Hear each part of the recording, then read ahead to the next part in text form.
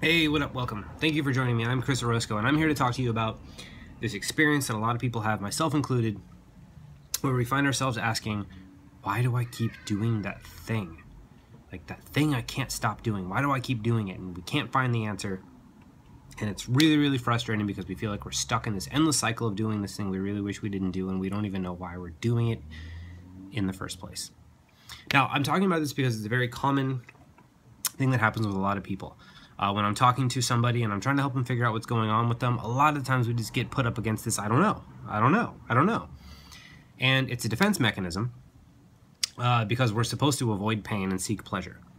It makes a lot of sense. If you're constantly going into things that cause you pain, then you're not going to have a very fun life, and there's a very good chance you get yourself killed. So it makes a lot of sense to avoid pain. However, it's not always helpful to avoid emotional pain. Yet we do it anyway because we're just hardwired to. And so what that means is that we avoid emotional discomfort, and so we avoid looking at the parts of ourselves that cause us emotional discomfort. So a lot of the times we can't figure out what we don't, or why we're doing this thing, and why we can't stop, because it will require us to look at something difficult. However, I've found a little bit of a trick to be able to circumvent that whole process and help you figure out why you're doing this thing you can't stop doing. And a lot of it comes down to, how do you treat yourself after you do the thing? Because a lot of times these things are simple, or they're cyclical. The way you feel after you do the thing is probably the reason you do the thing in the first place. Here's an example of what I mean. If you're afraid, or if you think that you're not lovable, you are going to get yourself in relationships that constantly prove to you that you're unlovable. Because opening yourself up to someone that you really truly want and is really truly right for you, and then getting hurt, would hurt so much more than either getting turned down or constantly having to deal with shit that reminds you that you're unlovable in a much smaller dosage.